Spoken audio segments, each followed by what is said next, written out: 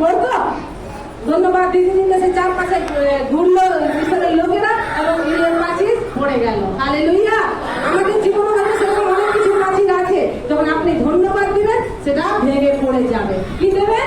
ধন্যবাদ। তো জানবো কি, কারণ আমরা শিক্ষা প্রাপ্ত হচ্ছি এখান থেকে, তার দাস বা দাসের মাধ্যমে। তা আমাদের কি করা উচিত? আমাদের কি করা উচিত? তা আসুন আমরা সরকারকে আজকে যে বিষয় যেটা প্রভু রাখতে চাইছেন তাও ইচ্ছা আপনাদের কাছে রাখি, আর আপনারা ধ্যান দিয়ে এই বচন শুনুন যদি আশীর্বাদ নিতে চান। কারণ প্রার্থনা করলে শুধু কিছু হবে না, যতক্ষণ না আমরা তার সিদ্ধান্তে চলছি ততক্ষণ আমরা আশীর্বাদ নিতে পারবো না। অনেক তো খ্রিস্ট বিশ্বাসী আছে, অনেক তো মানে ঈশ্বরকে ফলো করে, যিশু খ্রিস্টকে ফলো করে, কিন্তু কই আশীর্বাদ পেতে পারছে? কারণ তারা সেই সিদ্ধান্ত চলছে না। প্রার্থনা তো করছে, জানছে তো আসছে, হালেলুয়া আমিন তো বলছে, কিন্তু সেই সিদ্ধান্তে চলছে না। আর যখন সিদ্ধান্তে চলছে না, সেই নিয়মে চলছে না, সেই বিধিগুলো পালনে স্মরণ করছে না, তো প্রভু আশীর্বাদ দিতে পারছেন না। কারণ তার বাক্যে লেখা আছে ভজন সংহিতাতে, গীত সংহিতাতে, কি যে তাকে ধন্যবাদ দেয় আর তার বিধিগুলো পালনে স্মরণ করে। তার বিধি, এই বাইবেলে যেগুলো বিধি নিয়ম লেখা আছে সেগুলো স্মরণ করে। কি জন্য স্মরণ করে? যাতে সে সেটা পালন করতে পারে। হ্যাঁ না, আমরা অন্য কিছু যখন করবো ভাবি তখন আমরা সোজা বাইবেলে যাই, কি বাইবেলে এটা লেখা আছে, আমি এটা করবো না করবো না। তাহলে আমি কি করছি? তার বিধিকে, তার নিয়মকে, শাসনকে আমি পালনার্থে মানে পালন করবো, তার জন্য আমরা সেটাকে মনে রাখছি। তো যখন আমরা এটা করবো তখন ঈশ্বরের দিক থেকে কি আশীর্বাদ আসছে? কি তোর এই যে ধার্মিকতা শুধু তুই নস, তোর পরিবার নয়, তোর পুত্র পুত্রদের মধ্যে বর্তাবে। হালেলুয়া। মানে যেটা নাতি পোতাদের মধ্যে ওই আশীর্বাদ যেটা আপনি আজকে প্রভুকে দেখাবেন, যেটা আপনি প্রভুর সাথে চলবেন, তো সেই আশীর্বাদ শুধু আপনি বা আপনার পরিবার নয়, আপনার বংশ সহস্র পুরুষ পর্যন্ত সেই প্রভু আশীর্বাদ করবেন। এটা প্রভুর বাক্য। হালেলুয়া। কিন্তু আমরা মুখ খুলে ধন্যবাদ দিতেই পারি না। ওই ধন্যবাদ দিতে গেলে যখন জ্বালা যন্ত্রণা, ধন্যবাদ কারণ আমাদের মুখ খুলতে দেয় না শয়তান। তো এখন এটা ঠিক হলো, একটা ঠিক হয়েছে কিন্তু আর একটা ঠিক হয়নি। ঠিক হওয়াটা দেখবো না, যেটা ঠিক হয়নি আমরা সেটা দেখি আর ধন্যবাদ দিই না, যার কারণে আমরা বাকি পরের আশীর্বাদ গুলো নিতে পারি না। আসুন আজকে যেটা বিষয় সেটা আমি আগে বলি। ফার্স্ট थिस्सलुनीकियों 5:18 पद, फर्स्ट थिस्सलुनीकियों 5:18 पद। हर बात में धन्यवाद करो क्योंकि तुम्हारे लिए मसीह यीशु में परमेश्वर की यही इच्छा है। हालेलुया। हर बात में धन्यवाद करो क्योंकि तुम्हारे लिए मसीह यीशु में परमेश्वर की यही इच्छा है। ये बाहर के लोगों के लिए नहीं है, जो आप लोग चाहते हो, जो यीशु मसीह को मानते हो, जो प्रभु पर विश्वास करते हो। इसीलिए इस वचन में लिखा है मसीह यीशु में, बांग्ला में लिखा है जो लोग प्रभुते যিশুতে আছে তাদের জন্য এই বাক্য, কি हर बात যেটা অন্য হয়তো ট্রান্সলেশনে যেটা লেখা আছে, প্রত্যেক পরিস্থিতিতে তোমরা কি করো? প্রভুকে ধন্যবাদ দাও। কেন?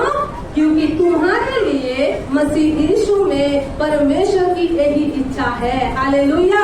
तो ईश्वरेर इच्छा की যদি আমরা জানতে চাই তো আমরা জানবো ফার্স্ট थिस्सलुनीकियों 5:18 পদে, কি তার ইচ্ছা যেন আমরা সব পরিস্থিতি, চাই আমাদের পরিস্থিতি কিরকমই কিছু না হোক, যতই খারাপ না হোক, আমরা ঈশ্বর কি ইচ্ছা আমরা যেন তার ধন্যবাদ দিই। হালেলুয়া। আমরা সকলে আমাদের পরিস্থিতি দেখবো না, আমরা দেখবো আমাদের ঈশ্বরকে, কি তিনি যদি সমুদ্রকে দুভাগ করতে পারেন, তিনি যদি পাথরের মধ্যে জল উৎপন্ন করে দিতে পারেন, তিনি যদি 4 দিনের মোরাকে গোলা প্রজাকে জীবিত করতে পারেন, তো আমার সমস্যা, আপনার সমস্যা নিশ্চয় সেই সমস্যা থেকে বড় নয়। তো প্রভু সেটা ঠিক করতে সামর্থ্য। তো অতএব আর ধন্যবাদ দেওয়া হচ্ছে একটা সামর্থ্য। ধন্যবাদ দেওয়া সামর্থ্যের কাজ। যখন আমরা ধন্যবাদ দেবো তো আমরা প্রভুর সামর্থ্যকে দেখতে পাবো, আর ধন্যবাদ দেবো তখন আমরা আরো প্রচুর আশীর্বাদ পেতে পারবো। তার জন্য এখানে প্রভু বাক্যে বলেছেন কি मसीह यीशु में, जो लोग यीशु में है, मसीह यीशु में, या हर बात में आप लोग धन्यवाद दो क्योंकि परमेश्वर की यही इच्छा है। आइए हम इस वचन के लिए प्रार्थना करते हैं। प्रभु आप सबसे बात करें, क्योंकि परमेश्वर यही पता चला कि ज्यादा से ज्यादा लोग प्रभु को धन्यवाद नहीं देते, काम तो ले लेते हैं पर धन्यवाद आप लोग सोचते हम तो बोले धन्यवाद, हमने तो दीदी को दे दिया गवाही, हमने तो चर्च में एक बार दे दिया गवाही, हमने तो फादर से प्रार्थना करा, फादर को तो बोल दिया कि हाँ फादर एक काम हो गया, बस यही।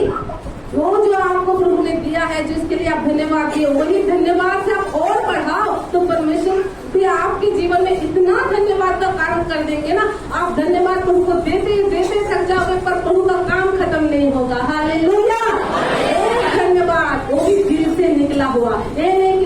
धन्यवाद। मन हमारा अलग तरफ है और हम धन्यवाद धन्यवाद धन्यवाद नहीं, ये मुंह जुबानी याद करना नहीं है, दिल से धन्यवाद देना होता है। जब आप दिल से धन्यवाद देते हो ना, जब আপনারা মন থেকে ধন্যবাদ দেন না, আপনারা একবার দিয়ে দেখবেন বসে আপনাদের জীবন আগে কি ছিল, প্রভু যিশুতে আসার পর কি হয়েছে। আপনি যখন চোখ বন্ধ করে প্রভুকে ধন্যবাদ দেবেন, আপনার চোখে যদি জল না বার হয় তো আপনি বলবেন যে দিদি মিথ্যে কথা বলেছিল। কারণ আমরা কি অবস্থায় ছিলাম আমরা সবাই জানি, যারা এখন প্রভুতে আছি। কিসে আমরা শয়তান আমাদেরকে কিভাবে বেঁধে রেখেছিল আমরা সবাই জানি। কত কষ্টে, কত দুঃখে, কত লাঞ্ছনায়, কত অপমানে আমরা ছিলাম, কত জর্জরিত ছিলাম। সেখান থেকে প্রভু কি কি কি কি কেমন কেমন কেমন করে প্রভু আজকে আমাকে এই জায়গায় দাঁড় করেছেন, সেটা যখন আমরা মনে করি না, অটোমেটিক চোখে জল চলে আসে। তো প্রভুর কাজকে দেখে, প্রভুর দয়াকে দেখে, কি আমি পাপী ছিলাম, প্রভু তাও দয়া করলেন। প্রভু এত মহিমাময় ঈশ্বর, এত দয়ালু ঈশ্বর, সত্যি তিনি জগৎকে এমন প্রেম করলেন। জগৎ তো পাপী, একটা মানুষও ভালো নয়, সব প্রত্যেকে পাপী। প্রভু যখন দেখলেন তো সেই পাপী মানুষদের জন্য, তিনি পাপী মানুষদের জন্য কি করলেন, তার একমাত্র বেটা প্রভু যিশুকে তিনি পাঠালেন। আর তিনি আমাদের জন্য মার খেলেন, আমাদের জন্য মৃত্যুবরণ করলেন, আমাদের জন্য ক্রুশে গেলেন, আমাদের জন্য কবরে গেলেন, আমরা আমাদেরই জন্য জীবিত হলেন। আজও তিনি জীবিত আছেন। হালেলুয়া। আমরা ধন্যবাদ দিই। আমার জীবনে কি হয়েছে না হয়েছে সেটা দেখেন না, আপনার জন্য যে প্রভু যিশু সেদিন ওরকমভাবে মার খেল, প্রভু যিশুর কোনো পাপ নেই, তিনি তার শরীরকে এমন ক্ষত বিক্ষত করলো, বাইবেল বলে তাকে মানুষ বলে চেনাই যাচ্ছিল না। তো সেটা কি ধন্যবাদের নয়? সেদিন তিনি মার খেয়েছিলেন বলে আপনি যে শয়তানের জালে জড়িয়েছিলেন, আমি যে শয়তানের জালে জড়িয়েছিলাম, দিনে ধারে কি বললাম অপমানে, লাঞ্ছনায়, গঞ্জনায় যে আমি ভরপুর ছিলাম, কিন্তু প্রভু সে আমার জন্য মার খেয়েছিলেন। যার রক্ত বহানোর কারণে আমি সেই স্থান থেকে উঠে এসে আজ তার পবিত্র সমাজে আমি স্থান পেয়েছি। তার কারণে, শুধুমাত্র প্রভু যিশুর কারণে। নইলে ওই সারা জীবন এখানে তো পেতামের কষ্ট, আর যখন মৃত্যু হতো, তারপরে যখন বিচার হতো নরকে, সে তো অনন্ত নরক। তো সেখান থেকে প্রভু বাঁচিয়েছেন। তো কত তিনি ধন্যবাদের যোগ্য। আমরা ঢুকে যাবো, কিন্তু প্রভু ধন্যবাদ দেওয়া কম হবে না। তো আমরা ধন্যবাদ দিই। এটাই বললাম, কিছু মসি, কিছু বিশ্বাসী জানে, কিছু বিশ্বাসী জানে না কি ধন্যবাদ দেওয়া কত সামর্থ্যের কাজ। হালেলুয়া। আসলে আমরা প্রার্থনা করি, সকলে প্রার্থনা করি যেন আমাদের আত্মিক কানকে এই মুহূর্তে প্রভু খুলে, আর প্রভু যেটা চাইছেন আপনাদের কাছে আপনারা যেন বুঝতে পারেন, আর প্রভুর এই বাক্য কোনোদিন যেন না ভুলেন। সর্ব বিষয়ে যে কোনো পরিস্থিতিতে থাক, ঘরে খাবার নেই তবু প্রভুকে ধন্যবাদ দেব। কেন? প্রভু কি বোকা আমাদের যে বলেছেন তুই हर बात में धन्यवाद दे, हर परिस्थिति में धन्यवाद दे। प्रभु बुद्धिमानेরও बुद्धिमान, बुद्धि दिलोगे थे प्रभु। तो তিনি কি বোকার মতো थोड़ी কথা বলছেন कि তুই हर विषय में, हर बात में, हर परिस्थिति में धन्यवाद है? क्योंकि धन्यवाद जब आप दोगे तो प्रभु आपको आशीषित करेंगे। यही सिद्धांत है। प्रभु कोई पैसा रुपया नहीं चाहते। चाहते क्या? नहीं चाहते ना। प्रभु सिर्फ धन्यवाद जबकि हम उनकी महिमा करें, और इतना सा भी हम नहीं कर पाते हैं, इतना सा भी नहीं कर पाते। आइए हम प्रार्थना करते कि इस वचन को सुनने के बाद हम प्रभु को हर विषय में धन्यवाद दे पाए। चाहे हमारे जीवन में कुछ भी परिस्थिति होती है, हम परमेश्वर को धन्यवाद देते थकेंगे नहीं। हम जो आज जीवित है, हम जो खड़े हैं, हम जो बैठे हैं, हम जो घर में हैं, हमारे बच्चे जो सुरक्षित है, तो हम उसके लिए प्रभु को धन्यवाद देंगे। हम जो सांस ले रहे हैं, जो अभी तक मतलब मर नहीं गए, जीवित है, इसके लिए हम परमेश्वर को धन्यवाद देंगे। आइए हम सब आंखों को बंद करते और हम प्रार्थना करते हैं। हालेलुया। महान सामर्थ्य को आपको सर्वशक्तिमान परमेश्वर पिता मैं आपका धन्यवाद देती हूँ आज के इस सुंदर दिन के लिए और इस सुंदर समय के लिए, इस अवसर के लिए जो आपने प्रदान किया। खुदा मैं आपका तहे दिल से धन्यवाद करती हूँ। पिता मैं योग्य नहीं हूँ कि तेरे वचन को मैं विश्लेषण कर सकूं, क्योंकि तेरा वचन ऐसा है प्रभु, तेरे आत्मा के बिना कोई उसको विश्लेषण नहीं कर सकता। इसीलिए प्रभु मैं अपने आप को और इन सारे भाई बहनों को जो तेरे वचन को तेरी दासी की मुंह से सुनने जा रहा है, मैं खुद को भी और इन सारे भाई बहन को तेरे लहू में समर्पण करती हूँ खुदा, और तेरी पवित्र आत्मा की उपस्थिति से भर जाए मैं प्रार्थना करती हूँ। मुझे अपने कब्जे में ले ले पवित्र आत्मा, मेरे मुंह को, मेरे जीव को पिता अपने कंट्रोल में ले ले, ताकि जो कोई भी यहाँ से बोला जाए इस स्कूल पीठ से प्रभु हर एक के हृदय को छेड़े, और प्रभु ये वचन इनके हृदय से शैतान कभी भी चुरा ना पाए। ये वचन इसके हृदय में ऐसा कथा हो जाए प्रभु, ये वचन सबके जीवन में बहुतायत के रूप से फलों को लेकर आए। यीशु मसीह के नाम में इस समय का मैं तेरे चरणों में समर्पित करती हूँ। अपने आप को और सुनने वाले हर एक भाई बहन को तेरे चरणों में समर्पित करती हूँ। उनकी आत्मिक बुद्धि, आत्मिक समझ को, आत्मिक कान को खोल खुदा, ताकि मैं जो बोलूँ वो नहीं, तू जो बोलना चाहता है वो ये लोग सुने और समझे और उसी रीति से चले, और अपने जीवन में बहुतायत के आशीष को लोग देख पाए प्रभु, और तेरी महिमा हो। यीशु मसीह के नाम में आमीन आमीन। তো আমি যেটা বলছিলাম আজকের বচন যেটা ছিল, কিন্তু আমি সেটা রাখছি না, কারণ প্রভু কালকেই আমাকে এই বচন দিলেন কি ধন্যবাদ। তার মন তিনি যেটা চান, তো তিনি আমি যেটা চেষ্টা করছিলাম বললাম गलातियों 6:6-7, जो वचन की शिक्षा पाता है वो अच्छी वस्तुओं में सिखाने वाले को भागी करे। हालेलुया। বাংলা থেকে পড়ে দাও गलातियों 6:6-7। এটা আজকে আমি বলছি না, আজকে শুধু ধন্যবাদ নিয়ে বলবো, এটা আমি ঠিক করেছিলাম। আর আমার ইচ্ছা যে আপনারা শুনুন আর আপনারা শিখুন, কেননা যখন আপনারা এই বচন অনুসারে চলবেন, যেমন সকলে আশীর্বাদ পেয়েছে, যারা এই বচনকে মেনেছে আপনারাও পাবেন। আপনারা কেন আশীর্বাদ থেকে দূরে থাকবেন? আপনারা তো ঈশ্বরের ছেলে মেয়ে। তো আমরা চাই সকলে যেন সেই আশীর্বাদের ভাগী হতে পারি। কেউ জানে না, কেউ জানে, যারা জানে তারা পাচ্ছে, আর যারা জানে না যিশুতে থেকেও তারা পাচ্ছে না। আর ঈশ্বর তাদেরকে নিয়ে আমাদের ঠাট্টা করছে কি তোদের কি যিশুতে যে হলো, কি তোদের কি হলো, কোথায় তোদের আনন্দ, সেই তো দুঃখ। কারণ জগতের লোক তো সেটা দেখছে না, জগতের লোক ওপরটা দেখছে কি আমি চার্চে আসছি, আমি প্রার্থনা করছি, আমি সংগতিতে যাচ্ছি, কিন্তু ভেতরের ব্যাপার যেটা ঈশ্বরের নিয়ম, যেটা বাইবেলে লেখা আছে, সেটা আমি পালন করছি কিনা ওটা লোকে দেখে না, লোকে উপরটা দেখে। गलातियों 6:6-7।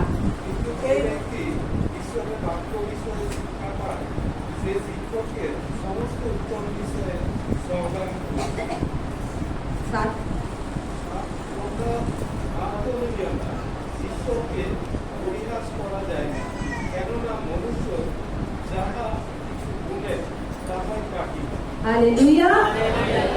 जो वचन की शिक्षा पाता है वो सब अच्छी वस्तुओं में सिखाने वाले को भागी करे।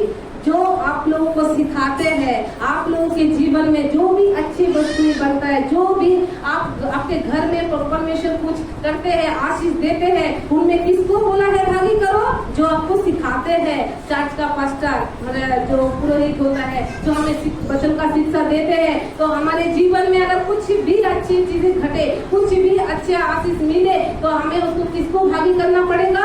परमेश्वर की वचन बोल रहा है, मैं नहीं बोल रही हूँ जो मैं शिक्षा दे रही हूँ, आपने प्रभु ने बोला है वो सिखाने वाले को भागी करो।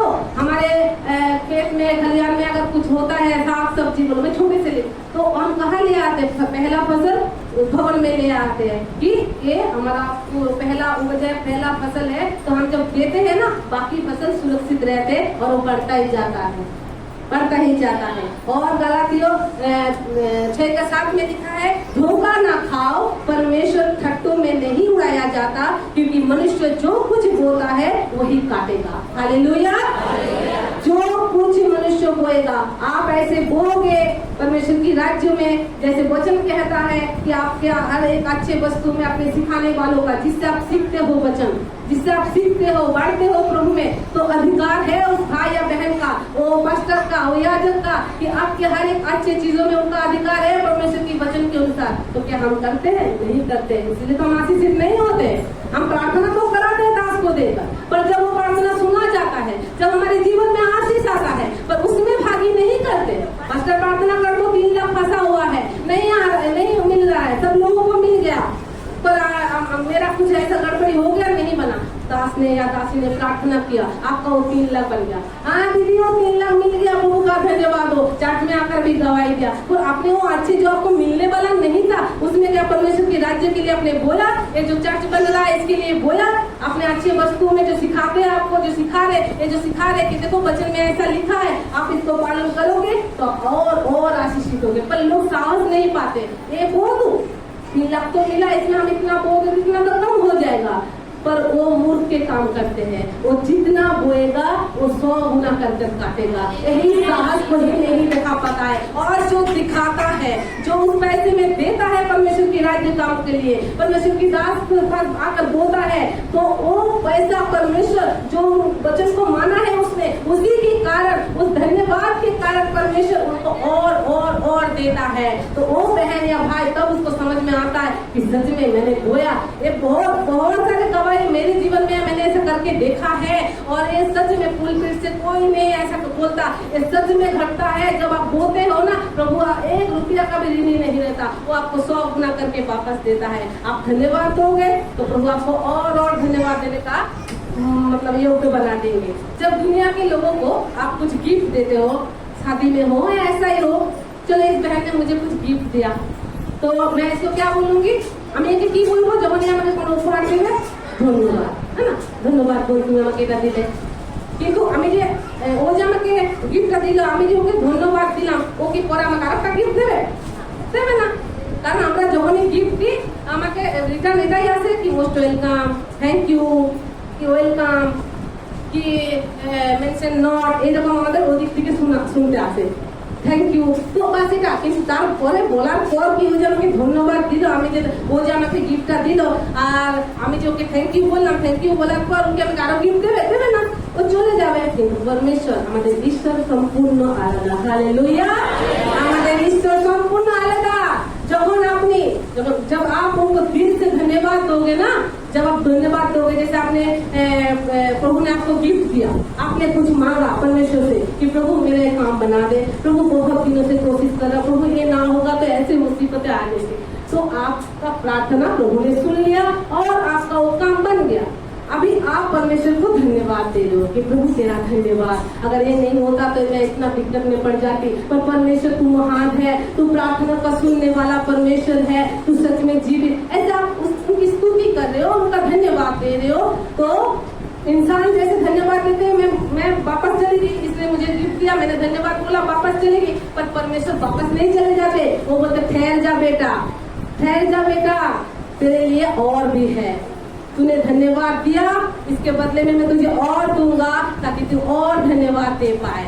हालेलुया, धन्यवाद हम बोलेंगे और जीवन में हम काटते जाएंगे कि हम और परमेश्वर को धन्यवाद दे पाए। तो जगत के लोग ऐसे जब हम गिफ्ट देते ऐसे करते, पर परमेश्वर जब हमें गिफ्ट देते और उसके बदले में जब हम परमेश्वर को धन्यवाद देते हैं, ঈশ্বর যখন আমাদেরকে কিছু উপহার দেন, ঈশ্বর যখন আমাদের প্রার্থনা শুনে, আমরা যখন বসে তাকে ধন্যবাদ দিই, তখন তিনি তার পরিবর্তে চুপ থাকেন না, ঠিক আছে থ্যাংক ইউ বলে ছেড়ে দেন না, তিনি বলেন দাঁড়া বেটা, তোর জন্য আরো আছে। হালেলুয়া। তো ধন্যবাদ হচ্ছে সামর্থ্য কাজ। যখন আমরা ধন্যবাদ দিই আমাদের জীবনে সেই সামর্থ্যকে আমরা দেখতে পাই। धन्यवाद देना बहुत सामर्थ्य है। हालेलुया, इसीलिए तो वचन में लिखा है 5:18 में, हर बात में धन्यवाद करो क्योंकि तुम्हारे लिए मसीह यीशु में क्या है, परमेश्वर की यही इच्छा है। ये परमेश्वर का भी इच्छा है कि मैं उनका धन्यवाद दूं। वो इसी का होता है कि मैं इंसान के जीवन में इतना काम करता हूँ पर किसी के मुंह से धन्यवाद नहीं निकलता, बहुत कष्ट से निकालना पड़ता है। पर पुराने नियम में कैसे धन्यवाद दिया जाता था पता है? धन्यवाद पर पुराने नियम में जब किसी के जीवन में परमेश्वर काम करता था तो वो व्यक्ति अगर परमेश्वर को धन्यवाद देना चाहता था, उसके पास पैसा होना बहुत जरूरी था, क्योंकि उस पैसे से वो बाजार में जाकर या उसके खेत खलिहान से, उसके पशुधन से वो हिस खुश अच्छा काना टेढ़ा लंगड़ा नहीं अच्छा पशु को लेगा, चाहे मेष हो, चाहे बकरी हो, चाहे भेड़ हो, चाहे कुछ भी हो, गाय हो, वो लेकर परमेश्वर की भवन में जाएगा, खुद नहीं चढ़ा पाएगा। ये पुराने नियम की बात कर रही हूँ मैं। पुराने नियम में जब प्रभु को धन्यवाद देते थे लोग, वो थैंक्स गिविंग जो अभी चल पड़ा है कि थैंक्स गिविंग, तो वो धन्यवाद का भेद जब देते थे, खुद नहीं दे पाते थे, वो लेकर जाते थे अच्छा पशु को और जाकर परमेश्वर की दास को दे देते थे, और दास जाकर परमेश्वर की बेदी के पास उस जो लेकर आते हैं वो भाई या बहन उसको बलि करते थे, उसका लहू परमेश्वर की बेदी पर छिड़ाते थे और उनके नाम जिन्होंने धन्यवाद दिया उनके नाम पर प्रार्थना करते और प्रभु को धन्यवाद देते। खुद नहीं धन्यवाद दे पाते थे पुराने नियम में, पर अब क्या है? अब तो पुराने नियम में एक ही नियम था, हर रोज आप जाकर धन्यवाद नहीं दे सकते। उनका कुछ पर्व था, उस पर्व में जाकर उस बलि को चढ़ाते थे और परमेश्वर को धन्यवाद देते थे। हालेलुया। तो अभी तो यीशु मसीह जाने के बाद ऐसा तो कुछ नहीं है। आप किसी भी हालत में हो, बैठे हो, लेटे हो, कहीं पर भी हो, ट्रेन में हो, बस में हो, अगर आपको कुछ याद आया कि परमेश्वर ने आपके जीवन में काम किया, उस वही पर हाथ उठाकर आंखों को बंद करके प्रभु को धन्यवाद दे दो कि प्रभु तेरा धन्यवाद। इसके लिए कोई पैसा की भी जरूरत नहीं है, पर कोई भाई बहन है बुद्धिमान, वो पुराने नियम को भी मानते हैं और उनके जीवन में जो काम हुआ उससे थोड़ा बहुत गिफ्ट लेकर जो थैंक्स गिविंग बोल रहे हो वो लेकर परमेश्वर की भवन में आकर बोलते हैं कि परमेश्वर तूने मेरे जीवन में काम किया है, तो इसके लिए मैं सिर्फ धन्यवाद नहीं, वो पुराने नियम में तो गाय भैंस को क्यों लेकर आना जरूरी था? वो तो ऐसे ही आकर पास्टर को बोलते, जाजक को बोलते कि मेरा जीवन में ऐसा काम हुआ, आप परमेश्वर को जाकर धन्यवाद दे दो। ना, ऐसा नहीं है। जब यीशु मसीह हुआ था मरियम का, तो पहलोटा परमेश्वर के नाम का था, इसीलिए मरियम गरीब थी, फिर भी 2 कबूतर लेकर उसने भेंट चढ़ाया, धन्यवाद भी दिया। और जो पहलोटा यीशु मसीह पहलोटा था मरियम का भी, तो उसके बदले में 2 कबूतर चढ़ाता है। पर चढ़ाया कुछ ये नहीं कि मैं गरीब हूँ तो क्या करूँ, मैं गरीब हूँ तो कहीं से भी उसने जुगाड़ बंदोबस्त किया। 2 कबूतर सबसे कम कीमती में मिलता है, सबसे कम दाम में मिलता है, पर लेकर क्या खाली चूजे हाथ नहीं गए परमेश्वर के भवन में, वो कुछ ना कुछ लेकर परमेश्वर को धन्यवाद दे। पर आज हम क्या करते हैं, बस धन्यवाद मुंह से, पर नहीं मेरे भाई मेरे बात पे है। आप अगर और आशीषित होना चाहते हो, अपने हर एक अच्छे वस्तु में, हर एक अच्छी चीजों में आप उनको भागी बनाओ, जो आपको सिखा रहे हैं, जो आप परमेश्वर में चल पा रहे हो, आप बिगड़ नहीं रहे हो और परमेश्वर का आशीष को ले पा रहे हो, उनको भी भागी बनाओ। तो आप क्या करोगे, जैसे 7 वचन में लिखा है कि परमेश्वर घाटों में नहीं उड़ाया जाता। परमेश्वर ने ऐसे ही नहीं बोल दिया किसी खाने वालों को अपने हर एक अच्छी चीजों में भागी बनाओ। 7 वचन में बोला है गलातियों 6:7 में कि परमेश्वर घाटों में नहीं उड़ाया जाता, क्योंकि मनुष्य जो कुछ बोएगा वही काटेगा। अभी धान बोया जा रहा है ना, तो कुछ माह के बाद क्या गेहूं काटेंगे या धान ही काटेंगे? धान बो रहे धान ही काटेंगे या आम काटेंगे? आम का पेड़ उगेगा नहीं ना।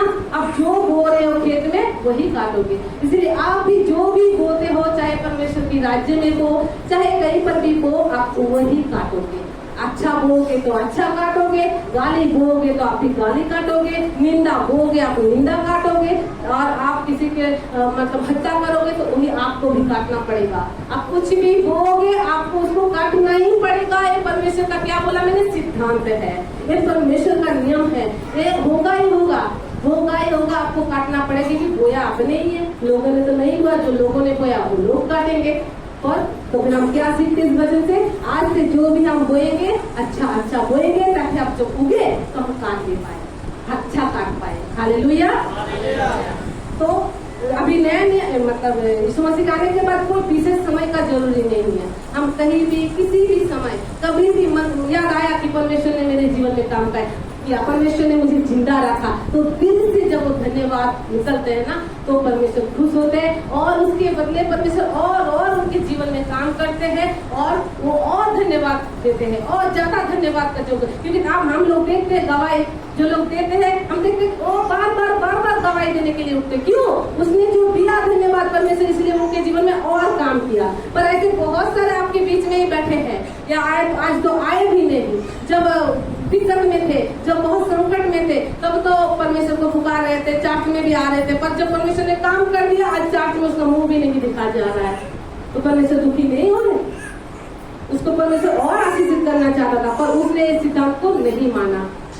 जैसे हमारे अंकुर जी ने एक स्टोरी बोला था, मैं उसको बोलूंगी, आप इससे शिक्षा लेना कि क्यों कोई आशीषित होता ही जाता है और क्यों कोई आशीषित होता ही नहीं है, चाहे वो परमेश्वर में है या नहीं है। परमेश्वर में जो है भी, जो যিশুতে আছে তারা মনে আশীষিত হচ্ছে না, আর একজন এমন আছে যে যিশুতে এসে আশীষিত হয়ে যাচ্ছে। কি কারণ এটা?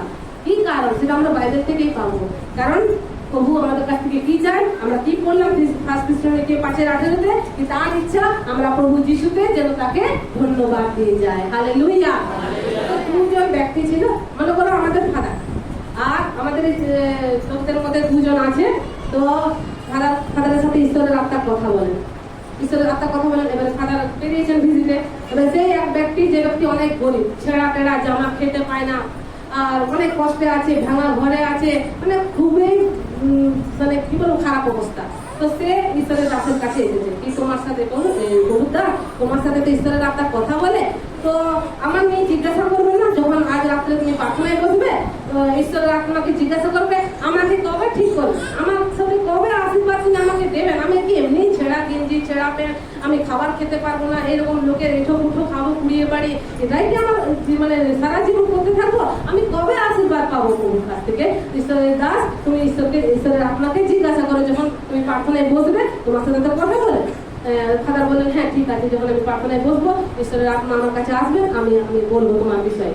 এবার আবার যাচ্ছেন, তার একজন এসেছেন যিনি খুব আনন্দে আছেন আর যাকে প্রভু প্রচুর আশীর্বাদ করেছে, রাখার জায়গা নেই, সে এত আশীর্বাদ পেয়েছে, সবে ধনে, সম্পত্তিতে, সন্তানে, আরো অনেক কিছুতে সে আশীর্বাদ পেয়েছে। এমন আশীর্বাদ পেয়েছে যে তার রাখার জায়গা নেই।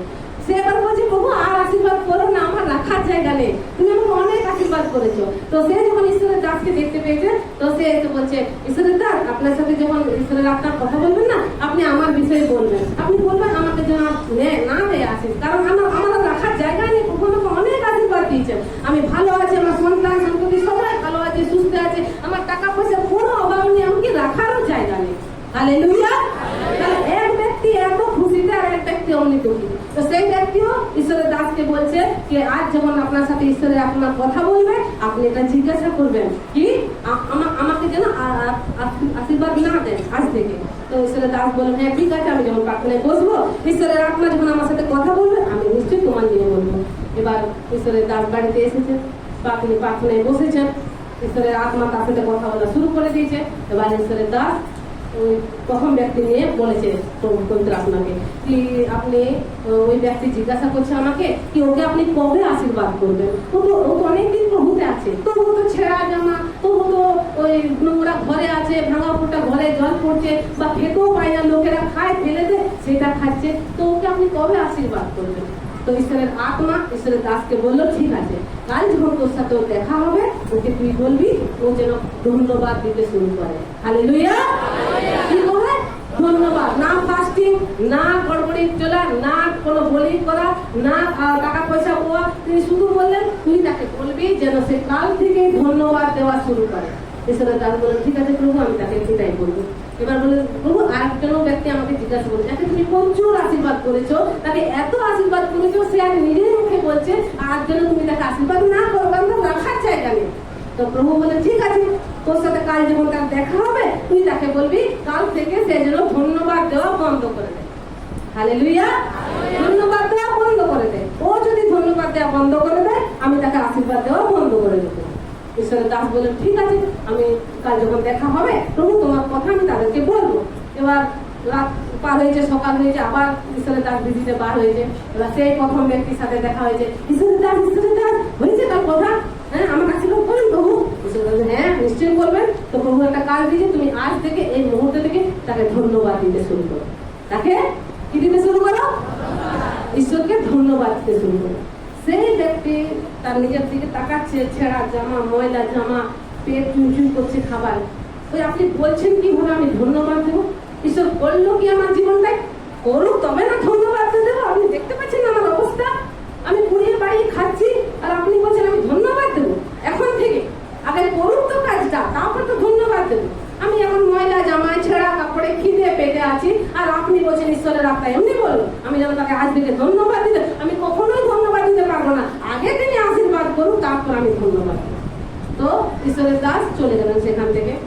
তারপর ওই ব্যক্তির সাথে দেখা, হ্যাঁ ঈশ্বরের দাস আপনি বলেছেন, ঈশ্বরের সাথে কথা বলেছেন, আর আমার বিষয়ে বলেছেন কি তিনি যেন আমাকে আশীর্বাদ না করেন, আমাকে অনেক করেছেন তিনি, আমি তার জন্য অনেক অনেক ধন্যবাদ দিই প্রভুকে। আমি আমার ধন্যবাদ দিতেই পারছি না, প্রভু আমাকে এত আশীর্বাদ করেছে। তো ঈশ্বরের দাস বললো, হ্যাঁ তোমার নিয়ে ঈশ্বরের আত্মা কথা বলেছে, তোমাকে আশীর্বাদ দেওয়া বন্ধ তুমি করবে, কিন্তু তুমি ধন্যবাদ দেওয়া বন্ধ করে দাও। কালকে কি বললে? ধন্যবাদ দেওয়া বন্ধ করে দাও, তোমাকে প্রভু আশীর্বাদ দেওয়া বন্ধ করে দেবে। সেই ব্যক্তি বলছে, এইটি হতে পারবে না, আমি ঈশ্বরকে ধন্যবাদ দেওয়া ছাড়তে পারবো না। হালেলুয়া। আমি ধন্যবাদ দিতে পারবোই না, আর এ কি বলছে আমি ধন্যবাদ দিতে ছাড়তে পারবোই না, আমি ধন্যবাদ দিতে আমার তো দিয়ে দিয়ে অভ্যাস হয়ে গেছে, আর আমার হৃদয় থেকে প্রভুকে ধন্যবাদ দিতে, আমি প্রভুকে ছেড়ে থাকবো কি করে? আমি তাকে ধন্যবাদ না দিয়ে কি করে থাকবো? ঈশ্বরের দাস এটা তো সম্ভব হচ্ছে না। ঈশ্বরের দাস বলেন, তাহলে তোমার আশীর্বাদ পেতেও তোমার কোনো বাধা আসলে তোমাকে দিয়েই যাবেন প্রভু। হালেলুয়া। আমরা উচিত হবে না, আমরা ছিলাম ওরকম যখন আমরা প্রভুকে জানতাম না, আমরা যখন ঋণের ধারে ওরকম অবস্থায় আমরা ছিলাম। আমার যদি কেউ বলতো ধন্যবাদ দাও ঈশ্বরকে, ধন্যবাদ, ধন্যবাদ দেবো কি করেছে তিনি? আমার ছেলের 10 বার হাসপাতাল নিয়ে যেতে হচ্ছে, অ্যাক্সিডেন্ট হচ্ছে, আমার মেয়ে রোগে পড়ে আছে, আমার স্বামী এরকম, আমি নিজে রোগে পড়ে আছি, আমি ধন্যবাদ দেবো? এটা যখন জগতে ছিলাম নিশ্চয়ই আমি এটাই বলতাম, কিন্তু যখন প্রভুতে এলাম আমি জানলাম, আর যখন ধন্যবাদ দেওয়া শুরু করলাম, আজ যদি ধন্যবাদ আমি পুরা দিন দিই না, প্রভু আমার জীবনে এত কার্য করেছেন এবং আমার থেকে আরো অন্য ব্যক্তিদের জীবনে কার্য করেছেন, পুরা দিনও শেষ হবে না সেই ধন্যবাদ। হালেলুয়া। তো ধন্যবাদ কি সামর্থ্য কাজ। ধন্যবাদ যখন দিই আমরা ঈশ্বরকে খুশি করি, আর আমাদের ঈশ্বর ঈশ্বর কোনো মানুষ নয় যে তিনি শুধু থ্যাঙ্কসটা নেবেন পাস হয়ে গেল না। তিনি থ্যাঙ্কসের বদলে তুমি যেটা আরো তাকে ধন্যবাদ দিতে পারো, আরো তাকে ধন্যবাদ দিতে পারো, তিনি সেই কার্য করেন। তাহলে एक दिल से निकला हुआ धन्यवाद आपके जीवन को बदल देंगे। ये मतलब हो ही नहीं सकते कि आप प्रभु को धन्यवाद देना शुरू करो और आप आशीषित ना हो। तो वही मुंह जुबानी की तरह नहीं कि धन्यवाद धन्यवाद धन्यवाद। हम प्रार्थना में बैठते हैं, अब हम देखे बहुत सारे लोग धन्यवाद धन्यवाद आंखें इधर उधर घूम रहा है और धन्यवाद धन्यवाद धन्यवाद। ऐसे धन्यवाद नहीं चाहते परमेश्वर। आप दिल से धन्यवाद दो, हृदय से धन्यवाद दो। आप याद करो उन कामों को जो परमेश्वर ने आपके जीवन में किया है। आप याद करो उस जीवन को जो आपने बिता कर आए हैं, जो दलदल में आप थे, जो गड्ढे में आप थे, आपको परमेश्वर ने कैसे उठाया, किसी भाई या किसी बहन या किसी पास्टर के जरिए आपको उस गड्ढे से उठाया, कैसे आपने लहू देकर आपको धुलाया, कैसे आप पवित्र बने और कैसे धीरे धीरे धीरे धीरे धीरे परमेश्वर आपको उससे निकाला और आज कहाँ पर परमेश्वर आपको खड़ा करके रखा है। तो आपके आंखों से आंसू आ जाएगा कि प्रभु तू कितना महान है, वहां से निकलना मेरे लिए मुश्किल क्या नामुमकिन था, पर तू ही है वो सामर्थी परमेश्वर जो मुझे वहां से निकाला। तू ही कर सकता है, तेरे तुल्य कोई नहीं है। ऐसे जब हम धन्यवाद देते हैं तो परमेश्वर बहुत सिर्फ खुश नहीं, बहुत खुश होते हैं, क्योंकि उनको हम पैसा देकर खुश नहीं कर सकते। हम ज्यादा से ज्यादा प्रार्थना करके भी खुश नहीं कर सकते, ज्यादा से ज्यादा उपवास रखकर भी हम खुश नहीं कर सकते। हम जब धन्यवाद देते वो भी विश्वास के साथ और दिल से, तो हमारे जीवन में काम होना शुरू हो जाता है। और तभी तो अभी जो हमने गाना गाया, हमने जो वर्षित किया, हमारा आनंद क्या है, वर्णना नहीं कर सकते उस आनंद का, लोगों को ठिकाना नहीं मिलता है। ये कैसे इतनी आनंदित रहते, सच में अगर मैं प्रभु में नहीं होते, मेरे सामने कोई प्रभु में होता और ऐसे उसका घर भी ऐसे फूटा हुआ है, उसका काम भी अभी कुछ नहीं बना है, ना नौकरी मिला ना कुछ, फिर भी उतना आनंदित रहती, मेरे मन में भी यही सवाल आता है, ये कैसा आनंद। यीशु में जाकर कौन सा इसको खजाना मिल गया, ना तो घर बना अभी तक, ना तो वही साइकिल पर जाते हैं, ना तो पति का नौकरी मिल गया, तो कैसे आनंद है। अरे भाई अरे बहन, वो आनंद वर्णना नहीं किया जा सकता। वो परमेश्वर का आनंद है, वो अवर्णनीय आनंद है जिसका हम वर्णना नहीं कर सकते, जिसका हम वर्णना नहीं कर सकते। वो हमारे मुंह पर छलकता है, हमारे जीवन पर छलकता है, हमारे चलने बोलने वो छलकता है। वो आनंद लोगों को पता चलता है कितना आनंदित है परमेश्वर में, इतना दुख रहने के बावजूद वो आनंदित है, क्योंकि परमेश्वर का शांति हमारे अंदर है। और जिनके अंदर परमेश्वर का शांति है उसको किसी भी चीज विचलित नहीं कर सकता। आप याद करो जब प्रभु यीशु मसीह और उनका चेला जा रहे थे, कहीं जा रहे थे और यीशु मसीह अंदर सो रहा था और तूफान और समुद्र उछल कर उस नाव को डूबने में थे और चले लोग क्या विचलित हो गया, चले लोग घबराने लग गए और प्रभु क्या कर रहे, शांति से अंदर सो रहा है। हालेलुया। पर लोग चले घबरा रहे, क्या वो जाकर एक चला जाकर प्रभु को बोल रहे, प्रभु तू शांति से सो रहा है, तुझे नहीं दिखता कितना तूफान बादल है और समुद्र का पानी देख कितना उछल रहे हैं हमारी नाव पर, हम तो मरने वाले हैं, हम तो मरने वाले हैं। तो यही होता है आज कुछ मसीह शांति से रहता है, चाहे उसके जीवन में कुछ भी कांड हो जाए, और कुछ मसीह इतना सा भी हो जाए वो विचलित हो जाता है, क्योंकि परमेश्वर का आनंद उसके अंदर नहीं होता है। जिसके अंदर परमेश्वर का शांति, यीशु मसीह के अंदर वही परमेश्वर का शांति था, इसीलिए तो उतना तूफान उतना बादल फिर भी वो शांति से सो रहा था। पर वो चेले लोग जिनका अंदर नहीं था शांति, वो विचलित हो रहे थे, क्या होगा, घबरा रहे थे, अभी मर जाएंगे, ऐसे हम भी करते, कुछ भी घटना घट जाए, क्या होगा। अरे क्या होगा, तुम्हारे साथ परमेश्वर है, परमेश्वर का शांति तुम्हारे अंदर है, तुम्हें पता है तुम्हारा परमेश्वर कितना सामर्थ्य है, ये चीज उनके लिए कुछ भी नहीं है, पर ये नहीं समझते, वही चेले लोग की तरह घबरा जाते हैं। प्रभु तुझे नहीं दिखता, ऐसे तू सो रहा है शांति से। तो प्रभु ने क्या बोला, प्रभु ने डांटा था और शांत हो गया था और अल्प विश्वासी उनको बोला था। ऐसे हम ना बने अल्प विश्वासी, हम जानते हैं हमारा परमेश्वर कितना सामर्थ्य है और हमारा परमेश्वर क्या क्या कर सकता है। हम याद करते आयुब को, आयुब की स्टोरी सबको पता है, आयुब के विषय, आयुब विषय सबाई আমরা জানি, একটু আধটু হলেও আমরা সবাই জানি। ইয়োবের পুরো শরীর বলে গিয়েছিল, তার পুরো ধন সম্পত্তি, গরু বাছুর ছাগল, অনেক বড় লোক ছিল সে, অনেক, এমনকি সে বিধবাদেরকে দান করতো, বিধবাদের সুধি দিত, বিধবাদেরকে বা অনাথদেরকে সে খাবার খাওয়াতো, তার এত সম্পত্তি ছিল। তখনকার দিনে সম্পত্তি মানে কৃষিকাজ, তখনকার দিনে সম্পত্তি মানে গরু ছাগল অনেক প্রচুর ছিল। তার সন্তান ছিল কটা, তার সন্তান ছিল সাতটা ছেলে আর 3টে মেয়ে, 10টা সন্তান ছিল। কিন্তু যখন শয়তান তাকে পরীক্ষা করলো, সব নষ্ট করে দিল। একটা দুটো বাচ্চা নয়, 10টা সন্তানকে মেরে দিল শয়তান। তার যত গরু ছাগল যত পশুধন ছিল সব নষ্ট করে দিল, সব ঘর বাড়ি সব নষ্ট করে দিল। সকালে কি চিন্তা করছিল? আইব এবার মুখ খুলবে এবং ঈশ্বরকে কোসবে বা ঈশ্বরকে গালি দেবে, সবাই এটাই অপেক্ষা করছিল। কারণ শেষ পর্যন্ত এটা শরীরের উপরে অ্যাটাক হয়ে গেছিল, তার শরীরে এমন ঘা বার হয়ে গেছিল, সেই গোলাম কুচি বলে না, ওগুলো নিয়ে এসে পরিষ্কার করতো, তার ঘা গুলো রস বার হতো, পুজ বার হতো, আর সে ওকে তবু ধন্যবাদ দিত। তো সেদিন লোকেরা চিন্তা করছিল, এবার তার স্ত্রীও বলেছিল মুখ খুল আর ঈশ্বরকে গালি দে আর মরে যা।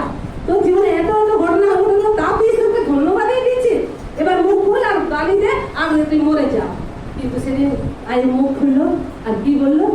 কি বলেছিল? प्रभु ने दिया, प्रभु ने लिया, प्रभु का धन्यवाद हो, हालेलुया। उस हालत में तो कभी चला हुआ था, चल रहा था, उनका 10 बच्चा मर गया था। अभी हमारे बच्चा एक बीमार पड़ जाए, हमारा मुंह से धन्यवाद नहीं निकल रहा, मेरा बेटा तो बीमार है, मैं कैसे धन्यवाद दूं? सोचो उस आयब के बारे में, सोचो उस आयब के बारे में। उसका 10 बच्चा था, 7 बेटा और 3 बेटी, मार डाला शैतान ने। उसके बावजूद भी वो क्या बोल रहा है? प्रभु ने दिया, प्रभु ने लिया, उसी परमेश्वर का धन्यवाद हो। और सब शैतान का मुंह बंद हो गया, क्योंकि उन्होंने सोचा था आयु मुंह खोलेगा और परमेश्वर को कोसेगा, पर नहीं। ऐसे हमें होना चाहिए। फिर क्या हुआ था? ईयोब के लास्ट वाला वचन में, ईयोब के लास्ट वचन में কি বলছে? প্রভু তাকে এত আশীর্বাদ করলেন, সব ফিরে সে পেল, সব ফিরে পেল, এবং তার এত ধন্যবাদের কারণ হলো যে ধন্যবাদ দিয়ে তোকে যাবে, তোকে ধন্যবাদ শেষ হবে না। প্রভু তাকে এত গুণা করে, যা যা শয়তান নষ্ট করেছিল তাকে সব গুণা করে বাপাস প্রভু দিয়ে দিল, হালেলুয়া। কি করেছিল? কি এমন কাজ করেছিল? ওই অবস্থা তো সে কি করেছিল? ধন্যবাদ দিয়েছিল। সে ধন্যবাদ দিয়েছিল, যার কারণে প্রভু তার জীবনে কাজ করতে পেরেছিল। তার জীবনে সে যে ধন্যবাদ দিল, তো তার ছেলে মেয়ে শয়তান মারলো, তার ধন সম্পত্তি পশু সব যে মেরে দিল। বাইবেলে লেখা আছে আইবের লাস্ট বচনে প্রভু তাকে সব ফিরিয়ে দিল, সব। তাহলে ধন্যবাদ দেওয়া কত সামর্থ্য। ধন্যবাদ আমরা কি কি করতে পারি তার জন্য ধন্যবাদ দিই। তো ওই दिल से निकला हुआ धन्यवाद, ये नहीं कि धन्यवाद धन्यवाद धन्यवाद धन्यवाद, हम सबको देख रहे हैं धन्यवाद धन्यवाद धन्यवाद, मुंह से होठों से सिर्फ प्रशंसा कर रहे हैं, पर दिल से नहीं। दिल से, मन से, हृदय से धन्यवाद दो परमेश्वर को, और वही परमेश्वर तक पहुंचता है और परमेश्वर को छू लेता है। पता है परमेश्वर जो सोचता है ना, वो सोच को भी बदल देते हैं। हम वचन में देखते हैं ना, परमेश्वर कुछ सोचा है नष्ट कर देंगे। आपको पता है भूमि 2 बार स्थापित हुआ था, 2 बार। एक बार आदम के कारण और एक बार नूह के समय, मनुष्य के कारण, मनुष्य के पापों के कारण वो भूमि स्थापित हुआ था। हम वचन में देखेंगे।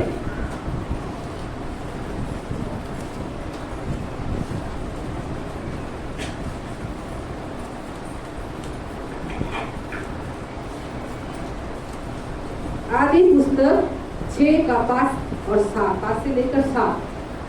उत्पत्ति उसका 6, 5 से 7। धन्यवाद देने से क्या होता है? हम परमेश्वर की सोच को बदल सकते हैं, हालेलुया।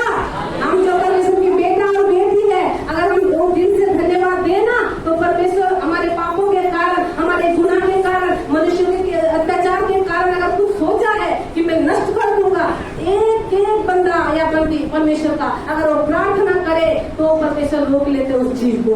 अगर किसी के पाप के कारण उसको मृत्यु का सजा दिया, अगर एक दासी या दास उसके लिए प्रार्थना करे, परमेश्वर तब तक वो प्रार्थना चलता है, उसको मारता भी नहीं है, वो प्रार्थना करने के कारण और धन्यवाद देने के कारण।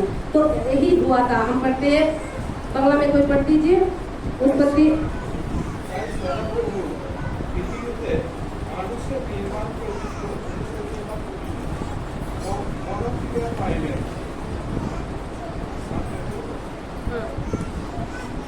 আর সদাপ্রভু কহিলেন, আমি যে মনুষ্যকে সৃষ্টি করিয়াছি তাহা ভূমণ্ডল হইতে উচ্ছিন্ন করিব। মনুষ্যের সহিত পশু ও সরীসৃপ জীব ও আকাশের পক্ষীদিগকে উচ্ছিন্ন করিব, কেননা তাহাদের নির্মাণ প্রযুক্ত আমার অনুশোচনা হইতেছে। কি হচ্ছিল প্রভু অনুশোচনা হচ্ছিল মনুষ্য নির্মাণের কারণে। আমরা এই স্টোরিটা ছোট্ট করে বলি, এইরকম যখন তার অনুশোচনা হচ্ছে তখন তিনি ঠিক করলেন কি করবে, পুরো নষ্ট করে দেবেন, ভূমির ওপরে যা কিছু আছে তিনি সব জলমগ্ন করে দেবেন।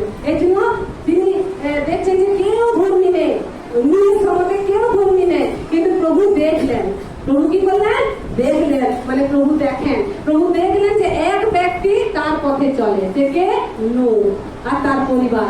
তখন তিনি নূহকে বললেন, যা বেটা নৌকা বানা। তিনি বলেও দিলেন কেমন বানাবি, এবং প্রত্যেকটা পশু, একটা ছেলে একটা মেয়ে পশু করে পাখি সমস্তকে তুই ওই নৌকায় ধর। তো নূহ যেমন যেমন প্রভু বলেছেন তেমনি তেমনি তিনি করলেন, তেমনি তেমনি। এবং তার পরিবারে তার 3 ছেলে 3 বৌমা এবং নূহের নিজের স্ত্রী, মানে টোটাল 8 জন হচ্ছে। 8 জনকে নিয়ে নূহ চেপে গেল ওই নৌকায়। তারপরে প্রভু বর্ষা দিতে শুরু করলেন। তখনও লোকের পাপ কমেনি, যে বর্ষা এমনি বর্ষা হচ্ছে, কিন্তু সেই বর্ষা হতেই থামছেই না, বৃষ্টি পড়েই যাচ্ছে। তখনও লোকের চেঠা ভরেনি, তখনও লোক ব্যভিচারে ছিল, তখনও লোক হত্যাতে ছিল, তখনও লোক খাওয়া দাওয়াতে গাছ গাছগুলো লাগাতে ব্যস্ত ছিল, তখনও ঈশ্বরের দিকে কেউ মন ফেরায়নি। তো যখন ধীরে ধীরে জল বাড়তে লাগলো, সব জলের তলায় চলে যেতে লাগলো। আর ভূমি স্থাপিত হলো কিনা? 2 বার স্থাপিত হয়ে পড়েছেন। একবার আদমের কারণে, মনে আছে? আদমকে ফেলে দিলা, ভূমি বললি না তুই এখান থেকে কাটারা হয়ে যায়, তুই মাথার গান পায়ে ফেলবি আর কাজ করবি, তবে তুই মুখে অন্ন জোগাবে। ভূমিকে তিনি কঠোর করে দিলেন। আগে ভূমিকে কি ফসল ফল ফ্রুট উৎপন্ন হতো, আদম বাটিকাতে আমরা দেখেছি নানা ধরনের ফলে ফুলে সেটা ভর্তি। কিন্তু যখন আদম পাপ করলো, হওয়া পাপ করলো, হওয়ার কারণে আদম পাপ করলো, আর সেই ভূমি শ্রাপিত হলো। দ্বিতীয়বার নূহের সময়ে যখন মনুষ্যরা এরকম ভাবে পাপে জর্জরিত ছিল, বিচ্ছিন্ন কাণ্ড চলছিল সেই সময়, तो परमेश्वर ने सोचा कि मैं मनुष्य बनाकर वो अनुसूचना करने लग गया कि क्यों बनाया मैंने इंसान को, इसके लिए बनाया। ये जो भी सोचता है ये पाप, अंदर इनका पाप होता है, तो इसके लिए परमेश्वर ने सोचा मैं सारे को नष्ट कर दूंगा। पर उन्होंने ये भी देखा कि एक धर्मी है। तो आप सोचो, आप चाहे जिनके बीच में भी हो, परमेश्वर आपको देख रहा है। हालेलुया, ये मेरा धर्मी जन है। आपके लिए, आपके कारण आपके मोहल्ले को नष्ट नहीं करेंगे, क्योंकि आप वहाँ पर बैठकर प्रार्थना करते हो अपने मोहल्ले के लिए, अपने उस गांव के लिए, आप उस शहर के लिए। तो सिर्फ आपके लिए वो परमेश्वर उस जगह को नष्ट नहीं करेंगे। इसीलिए तो नूह को बोल दिया कि तू नाव बना ताकि लोग बच जाए। नूह भी बोला कि देखो बारिश आने वाला है, देखो बारिश आने वाला है और ये नष्ट होने वाला है, कोई नहीं मन फिरा रहा है। आज भी हम लोग बोलते हैं देखो यीशु मसीह आने वाला है, आप मन फिराओ, पाप मत करो, यीशु मसीह आने वाला है, आप उनको देखोगे। पर वो लोग इसको स्टोरी मानते हैं, ऐसा कुछ नहीं होगा, यीशु मसीह आएंगे। जैसे नूह के समय कोई नहीं विश्वास कर रहा था, तो वो लोग अगर विश्वास कर लेते और नूह के परिवार की तरह वो भी नाव में चढ़ जाते और बारिश होता, तो वो लोग डूबते नहीं, डूबते ना। आज भी लोग नाव में चढ़ना मतलब क्या? आज यीशु मसीह में आ जाना मतलब हमने नाव में चढ़ गए, अभी हम डूबेंगे नहीं, हम बचाए जाएंगे। जैसे उस दिन नूह और उसका परिवार का 8 सदस्य नूह को लेकर वो बच गए थे। हालेलुया। ऐसे आज हम अगर चढ़ गए हैं यीशु मसीह की जहाज में, तो हम नहीं डूबेंगे, हम बचाए जाएंगे। पर जो लोग जिनको अंधकार की शक्तियों ने आंखों को अंधेरा करके रखा है, जो नहीं समझ रहे, आप बता रहे हो कि देखो यीशु मसीह आने वाला है, यीशु मसीह आने वाला है, अभी निकट है, अभी देख लो ऐसे घट रहा है, पर उन लोगों का आंखें खुल नहीं रहा है, ना कान खुल रहा है। जैसे नूह के समय वो लोग कर रहे थे, वो लोग फिर भी पाप करे जा रहे थे। बारिश हो रहा है, 1 हफ्ता तक बारिश हो रहा है, फिर भी किसी का मन नहीं फिरा कि नहीं अब तो उठ जाओ। नूह तो सही बोला था कि बारिश होगा और पूरा सब डूब जाएगा। फिर भी उन्होंने तभी वो खाने पीने में, व्यभिचार करने में, हत्या करने में व्यस्त थे। पर जब पूरा 40 दिन बारिश हुआ, वो डूब गया सारा कुछ, तो सारे जल के नीचे चले गए, घर, पेड़, पहाड़, सब कुछ, और नूह का जहाज धंस गया। नूह का जहाज पानी के ऊपर तैर गया, और नूह का परिवार और उन्होंने जितना लिया था पशु पक्षी, परमेश्वर ने जैसे जैसा ऑर्डर दिया था, और वो सारे बच गए।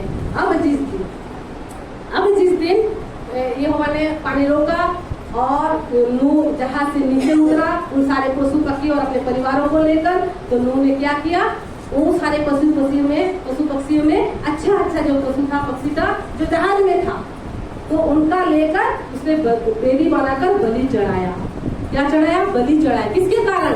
उसने परमेश्वर को धन्यवाद दिया कि प्रभु तूने मुझे जीवित रखा। हालेलुया। मुझे सिर्फ धन्यवाद नहीं दिया,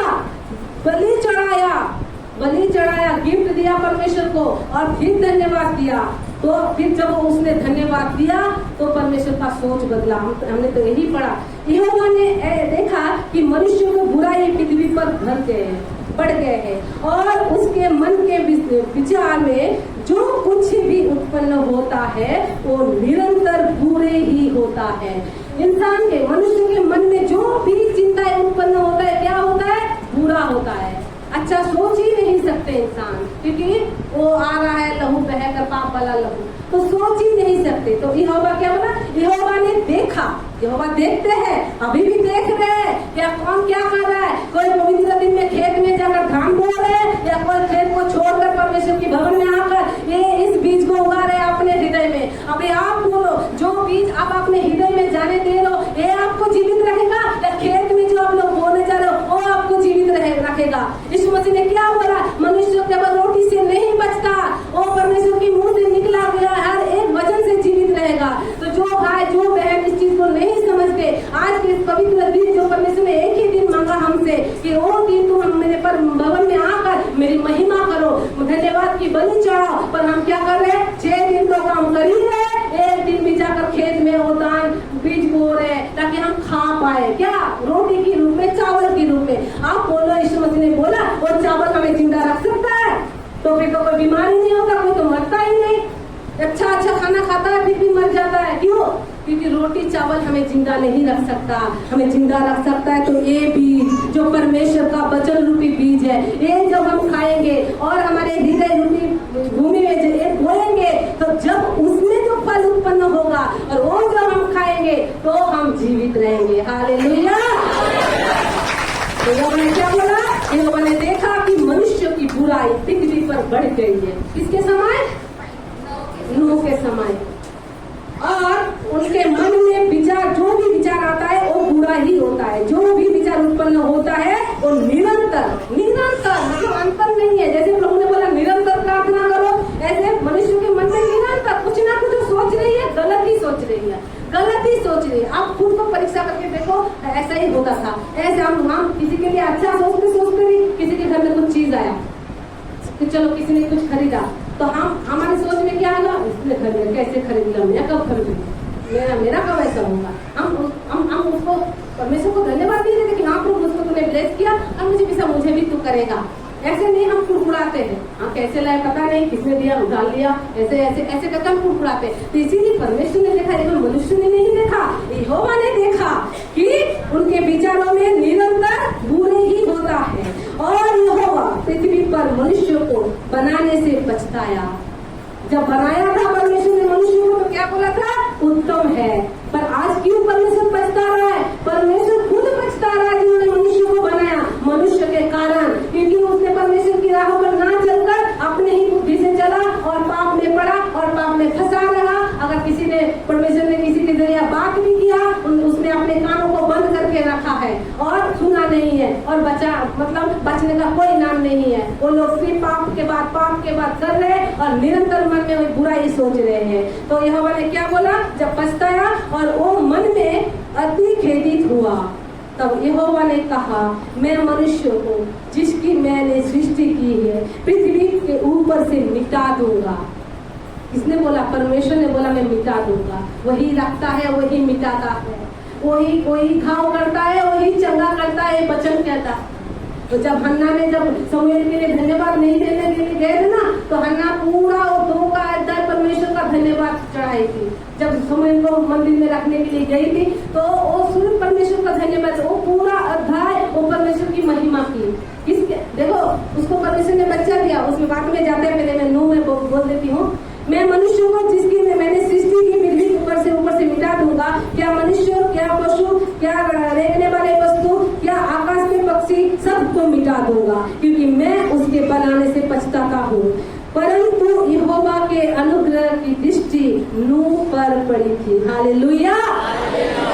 सबको नष्ट कर दूंगा प्रभु ने बोला, पर एक जो धर्मी था, जो यहोवा के रास्ते पर चलता था, उसके कारण परमेश्वर ने बोला मैं इसके ऊपर मेरा अनुग्रह है। तो उसको बचाने के लिए परमेश्वर ने बोला कि जहाज बना।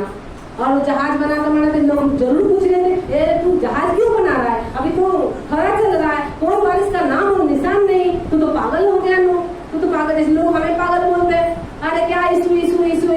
बात करते रहते, क्या मिला इसमें, तुम्हारा घर बन गया, तुम्हारे पति को नौकरी मिल गया, तुम्हें नौकरी मिल गया, क्या यीशु यीशु यीशु यीशु दिन रात करते रहते हो, जो करते थे वही करो। पर हम जानते हैं, यहोवा के लोग जानते हैं, यीशु मसीह के लोग जानते हैं कि हमें क्या मिला है, इसका कोई मूल्य नहीं है, वो अमूल्य है, वो अतुलनीय परमेश्वर जिनका तुल्य किसी से नहीं हो सकता है, जिन्होंने हमारे लिए जान दिया, हमने उस परमेश्वर को पाया, इसीलिए तो हम आनंदित है और इसीलिए तो हम शांति में है। आप खरीद सकते हो बाजार में जाकर शांति, करोड़ों करोड़ों पैसा है वो खरीद सकते हैं शांति, पर उनके घर में शांति नहीं है। पर हम झोपड़ी में रहते हैं पर हमारे हृदय में शांति है, परमेश्वर का शांति हमारे अंदर रहता है। इसीलिए कोई भी चीज हमें विचलित नहीं कर सकते, चाहे कोरोना आ जाए, चाहे पैसे का कमी हो जाए, चाहे कोई भी नेता बदल जाए, चाहे पूर्ण नेता आ जाए, पर हम विचलित नहीं होते, क्योंकि यहोवा का शांति हमारे अंदर है। जैसे यीशु मसीह उस दिन शांति में था, अंदर सो रहा था, इसलिए हम अच्छे से सोते हैं, अच्छे से खाते हैं, अच्छे से पीते हैं, क्योंकि परमेश्वर का शांति हमारे अंदर रहता है।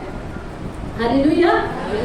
तो जब नूह ने बलि चढ़ाया ना, तो परमेश्वर ने सोचा, जब नूह ने बलि चढ़ाया तो परमेश्वर ने क्या बोला, अब मैं मनुष्य के कारण भूमि को श्रापित नहीं करूंगा।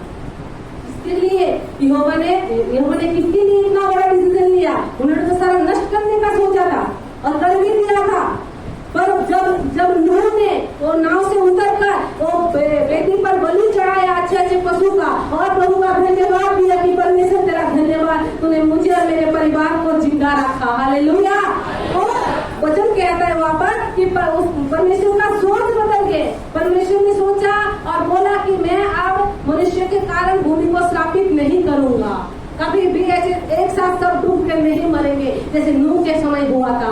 ये किसके कारण हुआ, वो एक आदमी जो नूह था, जिन्होंने परमेश्वर को धन्यवाद दिया, उसके दिल से धन्यवाद दिया, और सिर्फ मुंह से नहीं, उसने बलि चढ़ाकर धन्यवाद दिया। तो हम कैसे धन्यवाद देते हैं, हमारे पास अगर पशु पैसा नहीं है तो आप बलि चढ़ाओ उन चीजों को जो आप इतने दिनों से करते आए हो, जो परमेश्वर के विरुद्ध है, जो परमेश्वर को मन पसंद नहीं है, जो हम करते हैं, आप बलि चढ़ा रहे हो। आप इतने दिनों से चुगली करते थे, आप बलि चढ़ाओ कि प्रभु मैं तुझे प्रेम करती हूँ तो मैं इसको बलि चढ़ा देती हूँ। बलि मतलब ये नहीं कि पशु का बलि चढ़ाओ, आप व्यभिचार करते थे, चढ़ा दो बलि कि आज से नहीं प्रभु तुझे ही मैं प्रेम करती हूँ, तो तेरे सिवा कोई नहीं, तेरे प्रेम अनोखा प्रेम है। उनके प्रेम में जो एक बार उनके प्रेम को चखाना, दुनिया का प्रेम उसको फीका लगेगा। परमेश्वर का प्रेम इतना अनोखा है। हालेलुया। बस उसको मांगो कि प्रभु मैं तेरे प्रेम को चखना चाहती हूँ, बस जैसे उसके प्रेम को चखोगे सब कुछ बदल जाएगा आपके जीवन में। तो चढ़ाओ उन सारी बलियों को जो आप करते हो, जो परमेश्वर को पसंद नहीं, झूठ बोलते हो तो चढ़ाओ बलि। प्रभु आज कोई भी बात, चाहे मैं कितनी भी दिक्कत में पड़ जाऊं, मैं झूठ नहीं बोलूंगा या मैं झूठ नहीं बोलूंगी। तो क्या किया आपने, बलि चढ़ाया। अगर किसी पशु को बलि देते हो, चाहे चलो बकरी को बलि दे, तो बलि के बाद वो फिर से जुड़ जाता है, वो काट तो कटा मतलब मर ही जाता है ना, खत्म हो जाता है। तो आप भी सोचो, आपने झूठ बोलने का बलि अगर चढ़ाई हो जीवित परमेश्वर के सामने, तो दोबारा आप झूठ बोलोगे नहीं, क्योंकि आपने बलि चढ़ाया है। ये नहीं आपने मुंह से बोला, हृदय से बलि चढ़ाओ, और उस बलि को परमेश्वर स्वीकार करते हैं और आपको आशीषित करते हैं। तब हमारे जीवन में आशीष आते हैं, तब हमारे जीवन में लोग देखते हैं कितना आशीषित हो रही है। और इसका महिमा होता है, हमें आशीषित देखकर हमारे परमेश्वर का लोग महिमा करते हैं कि ये जब से यीशु मसीह को मानने लगी है, इसका तो जीवन ही बदल गया है, ये तो ऐसी थी आज तो ऐसे है, ये लोग ऐसे है, इसके घर में ऐसा होता था आज तो ऐसा है। किसके कारण, यहोवा के कारण, यीशु मसीह के कारण। हालेलुया। हम उस परमेश्वर को हम मिला जिन्हें हमारे जीवन को हमारे बदल देते हैं, जिनका शांति हमारे अंदर है, इसीलिए कोई चीज हमें विचलित नहीं करते। तो नूह ने जब धन्यवाद की बलि चढ़ाया तो परमेश्वर ने सोच बदला, तो धन्यवाद से बहुत कुछ होता है। मैं भी गवाही देना चाहती हूँ, धन्यवाद से क्या होता है। मैं जब प्रभु में आई थी, मेरा पूरा हालत था, परिवार का भी, चाहे आप पैसे के ले लो, चाहे आप शरीर के ले लो, सब कुछ बुरे हालत में थे। मैं बीमार थी, मेरे बच्चे भी बीमार पड़ जाते थे, कभी ये कभी वो, हॉस्पिटल आना जाना लगा रहता था। हर मंथ मुझे हॉस्पिटल जाना पड़ता था, कभी बेटी, कभी मैं खुद, कभी बेटा, और कभी ये, और घर में क्लेश तो है, वो तो अलग बात है, बहुत ज्यादा क्लेश चलता था। गरीबी में, कर्ज में, लोग आकर बैठे रहते थे मेरे घर में, पैसा चाहिए, क्योंकि उधार ले लेते थे मेरे पति। आप नहीं सोचो कि उधार हो जाता है। उधार लेने वाला आत्मा होता है। अभी तो वही मेरा पति है ना, बदल तो नहीं गया ना, पर अभी क्यों नहीं उधार लेता? पर आपको पता है जब वो दुष्ट आत्मा से पीड़ित था ना, यीशु मसीह को जानने से पहले उधार लेने का उसका आत्मा था।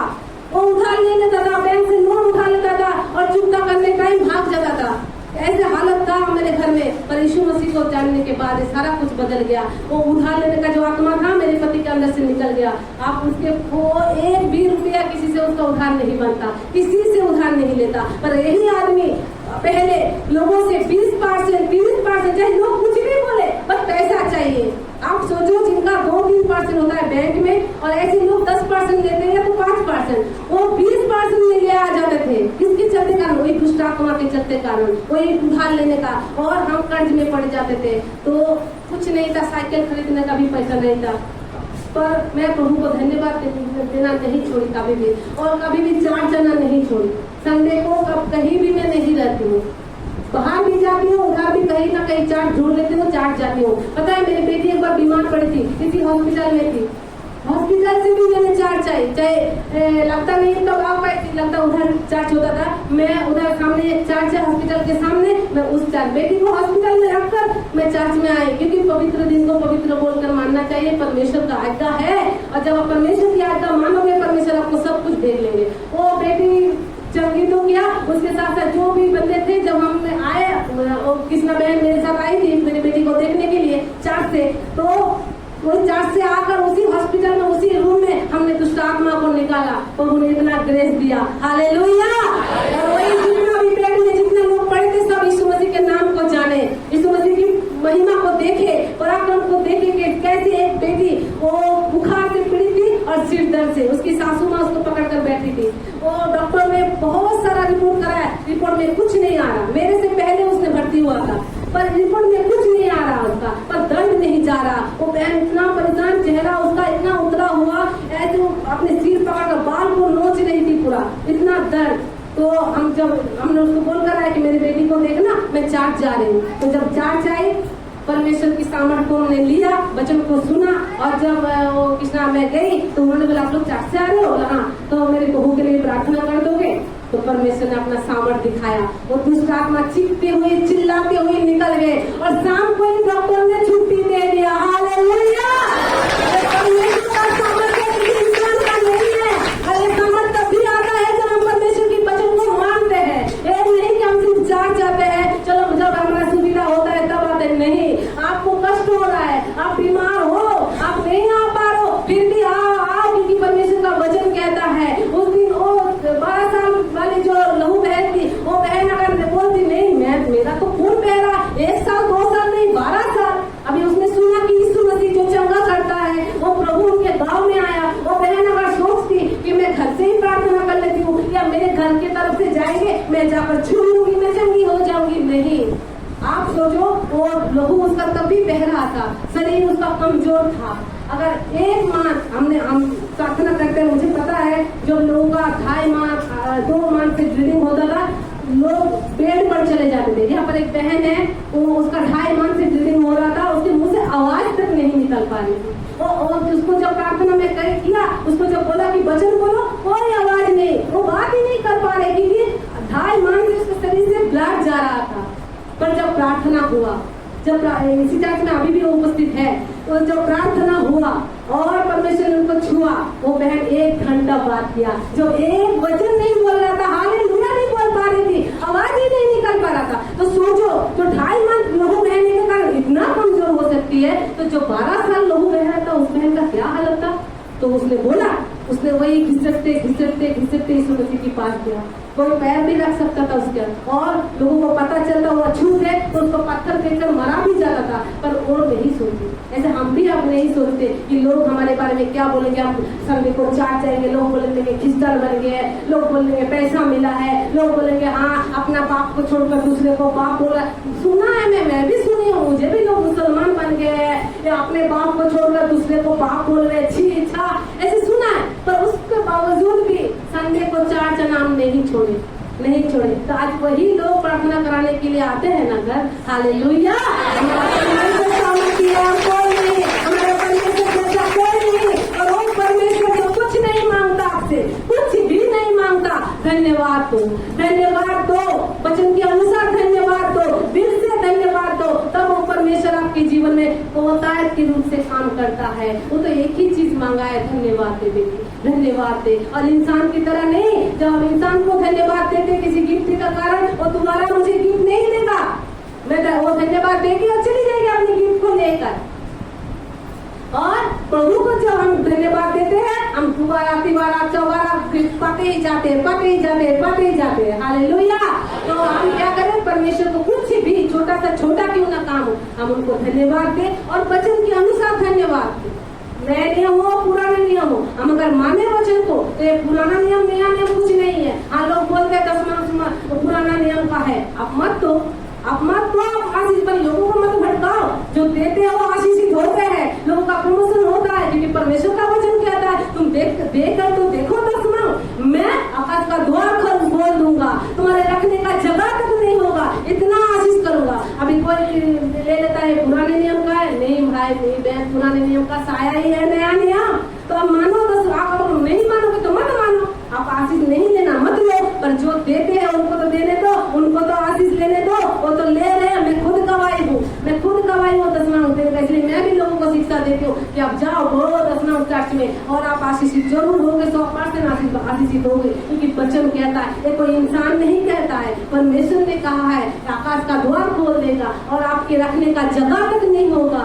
आप उनको देखो, वो आप उनको परीक्षा लेकर दो, ऐसे तो लिखा है परमेश्वर का परीक्षा मत करो, पर इस जगह पर उन्होंने बोला मैंने परीक्षा करके देखो मैं देता या नहीं हूँ, तो देखो तो देने का तुम्हारे साहस ही नहीं है, इतना पैसा चला जाएगा। पर परमेश्वर को जो आप मतलब 10 मांग के साथ धन्यवाद दोगे, अपने बीजों के साथ धन्यवाद दोगे, तो वो बीज खराब नहीं जाएगा। जो आप परमेश्वर के राज्य में कुछ बोओगे, धन्यवाद के साथ बीजों को बोओगे, तो वही बीज परमेश्वर गुना कर देंगे। हालेलुया।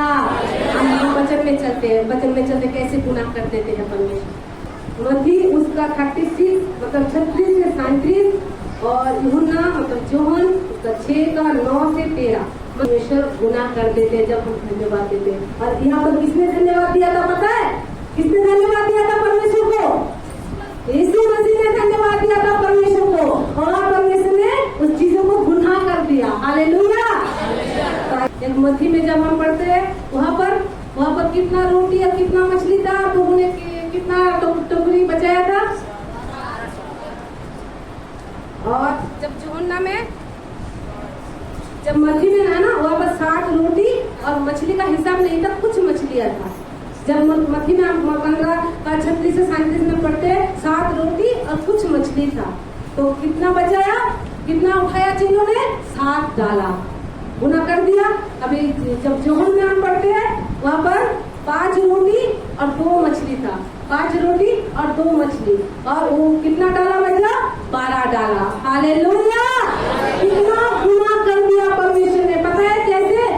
जब यीशु मसीह ने धन्यवाद दिया। हम जब उन वचन को पढ़ेंगे ना, देखो क्या कर परमेश्वर ने क्या किया था। हम 36 से पढ़ते हैं,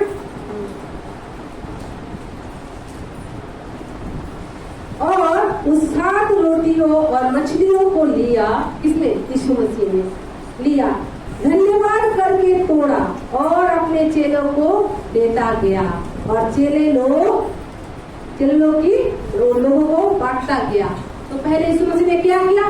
लेते ही प्रार्थना नहीं किया, प्रार्थना किया था, फिर धन्यवाद दिया था। उस रोटी और मछली को आंखें उठाया।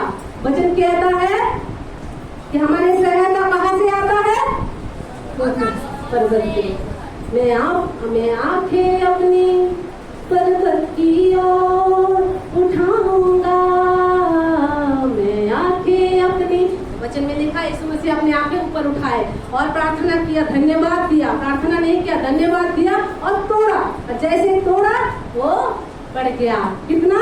जब मत्ती में है वो 7 डाला बच गया, सब इतने सारे लोगों को खिलाकर, इतने सारे की 2-4 जन वहाँ पर नहीं था। वचन अच्छे से पढ़ेंगे घर में जाकर तो देखेंगे, इतने सारे लोगों को खिलाने के बावजूद भी परमेश्वर ने उस धन्यवाद के कारण उसको गुना कर दिया। कितना गुना? देखो 7 डाला बच गया। और जोहन में वहाँ पर भी यीशु मसीह ने धन्यवाद दिया, और जब धन्यवाद दिया, देखो हम पढ़ते हैं वचन में,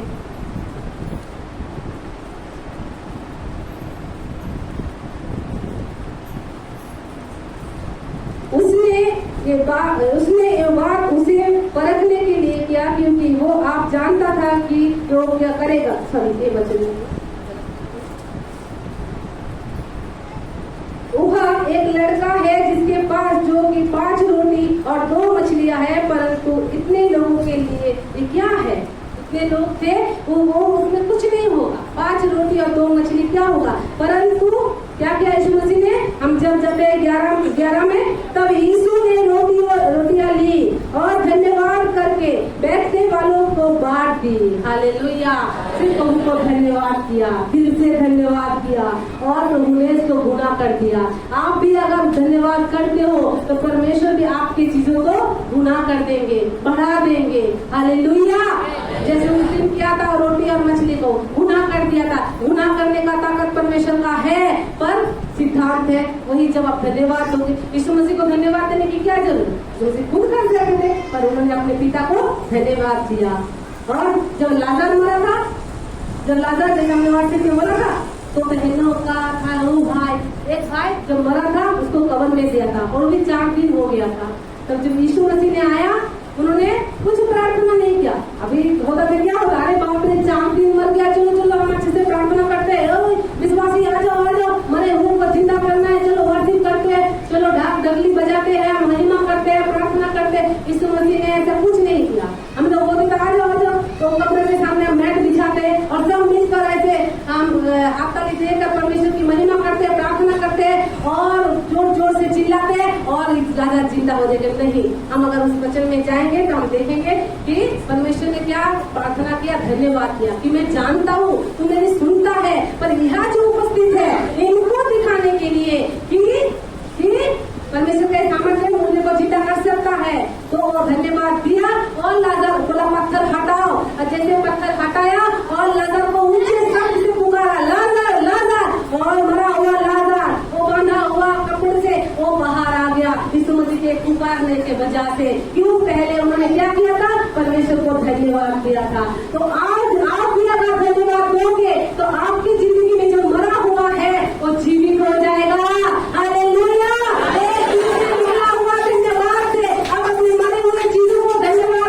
धन्यवाद देकर जीवित कर सकते हो। आपका रिश्ता मरा हुआ है, आपका मैरिज लाइफ मरा हुआ है, आपका काम काज मरा हुआ है, आपका बिजनेस मरा हुआ है, आपका फाइनेंस मरा हुआ है, आप धन्यवाद दो दिल से।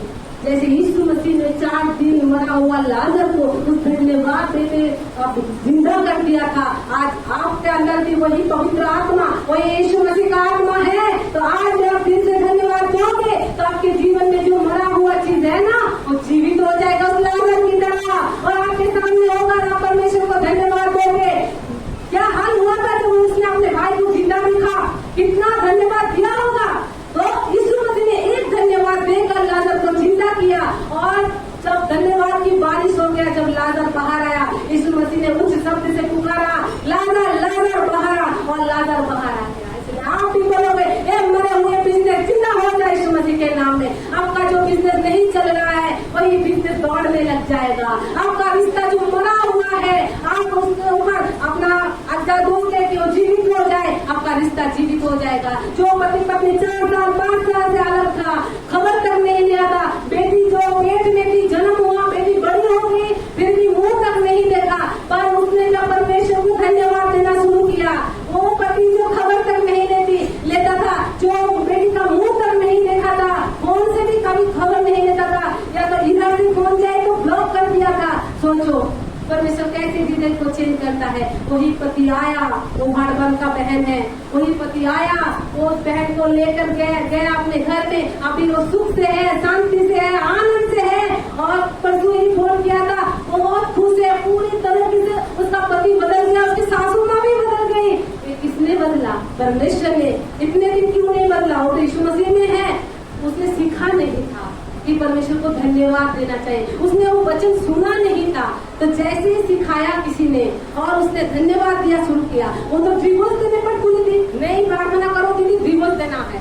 मैंने बोला वचन में डिवोर्स देना तो लिखा नहीं है, मैं इसके लिए कभी प्रार्थना नहीं कर सकती। मैं कर सकती हूँ कि आपका पति वापस आ जाए, ये कर सकती हूँ। परमेश्वर हृदय को चेंज करते हैं। तो सच में अभी देखो, अभी वही बहन खुश है ना जो बोल रही थी मैं डिवोर्स दूंगी। बस उसने जब इस वाचा को सुना, इस विधि को सुना और उसने धन्यवाद देना शुरू किया। हालांकि वो बहुत खराब हालत में थी, लोग उसके माँ लोगों के घर काम करती थी, अपने बेटी को लेकर परेशान थी, अकेले बाप नहीं है, बाप छोड़ दिया है, माँ अपने बेटी को लेकर परेशान थी। उस परेशानी में भी जब उसको सिखाया कि तुम धन्यवाद दो परमेश्वर का, कुछ ही मानकों में उसका हाथ बनाकर उसको लेकर गया। अब वो बहुत खुश है, आनंदित है और प्रभु में बहुत आनंदित है। हालेलुया।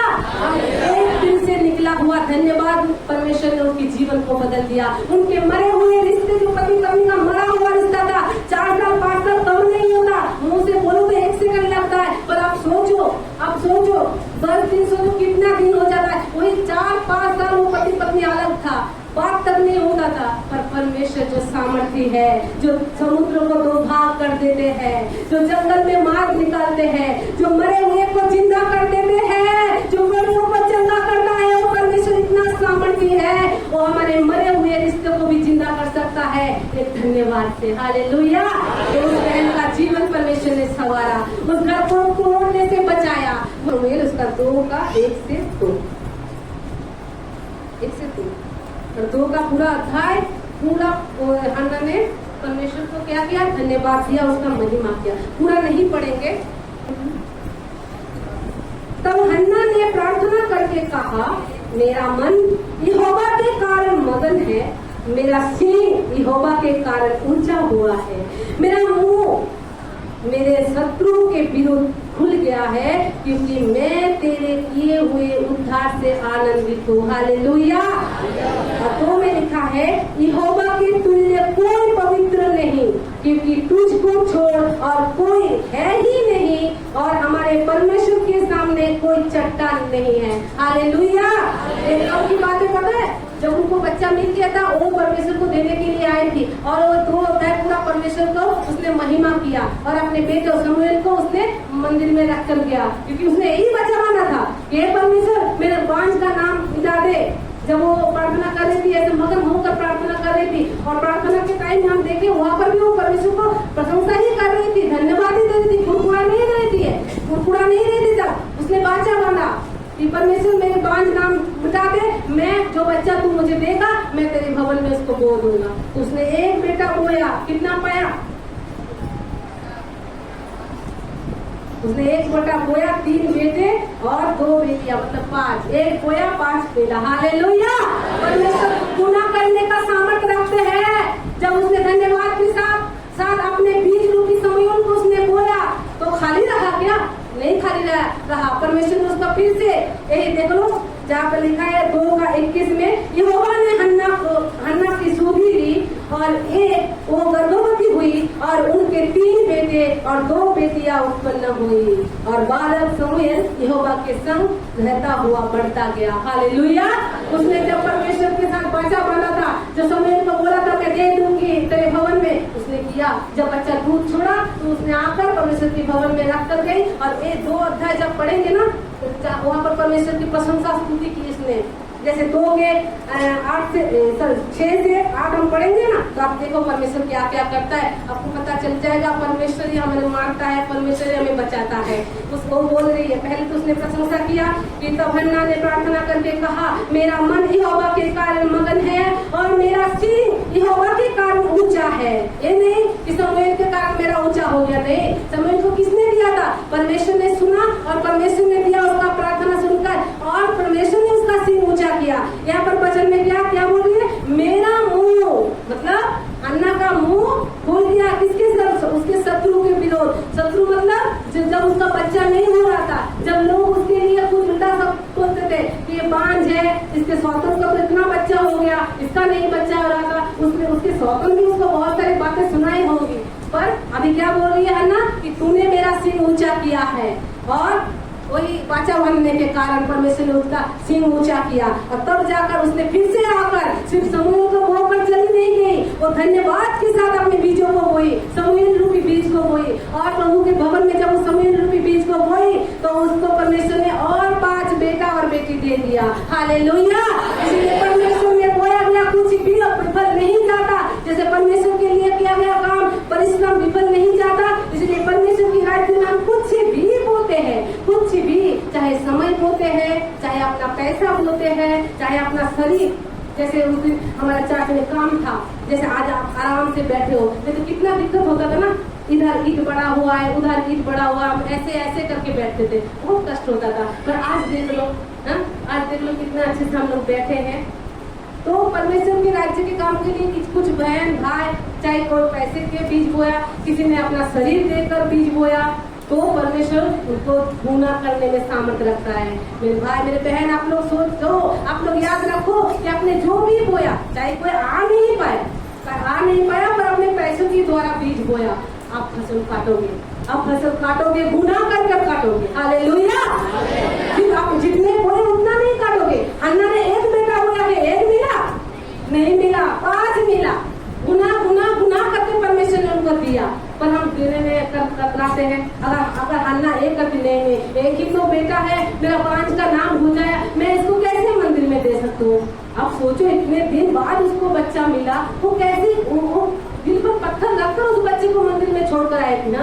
एक माँ छोड़ सकती है, पर उसने जो बच्चा बांधा था, वो जानती है मेरा परमेश्वर जिंदा खुदा है और मैंने उनके साथ बच्चा बांधा, तो डरती हुई कांपती हुई अपने बच्चा को पूरा किया।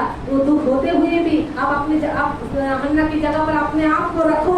सोचो, आप अपने बच्चों को बो रहे हो। अभी तो लोग किसी को बोलो कि अपना बेटा बोल दो परमेश्वर के कामों के लिए, नहीं नौकरी करेगा, वो परमेश्वर के राज्य को कुछ नहीं मिलेगा। पर सोचो, तब छोटा बस दूध ही छोड़ा है और एक ही बांझ था इतने साल, उसके बाद उसको बच्चा मिला, उसको भी उसने परमेश्वर के राज्य में बो दिया। तो परमेश्वर उसको खाली नहीं रख छोड़ा, परमेश्वर ने उस बीज को 100 गुना कर दिया। आप अगर एक आम का बीज बोगे अंदर, तो एक ही आम नहीं निकलेगा, कितना निकलेगा? ज्यादा और भी सालों साल काटते जाओगे आप। पर बोए थे कितना? एक बोए थे, पर आप सालों साल उसका फल भोग करोगे। हालेलुया। तो वही बुराई में भी वही, अगर आप कुछ बुरा बोल रहे हो ना, तो सालों साल वही काटोगे। तो सावधान हो जाओ, परमेश्वर ठट्टों में उड़ाया नहीं जाता, क्योंकि मनुष्य जो कुछ भी बोता है वही काटेगा। तो आप वो अच्छे चीज को, परमेश्वर को धन्यवाद दो और आपको गुना करके देंगे। हालेलुया। स्तुति करनी, प्रशंसा करनी कौन? हन्ना। जब अपने शमूएल को चढ़ाने के लिए गई थी, ये सारी जब प्रशंसा उसने किया, एली ने उसके लिए क्या बोला मैं बताती हूँ। फिर देखो 8 में क्या बोला, वो कंगाल को धूली में से उठाता और दरिद्रों को भूरे में से निकाल खड़ा करता है, ताकि उनको अधिपतियों के संग बिठाए और महिमा युक्त सिंहासन के अधिकारी बनाए। हालेलुया।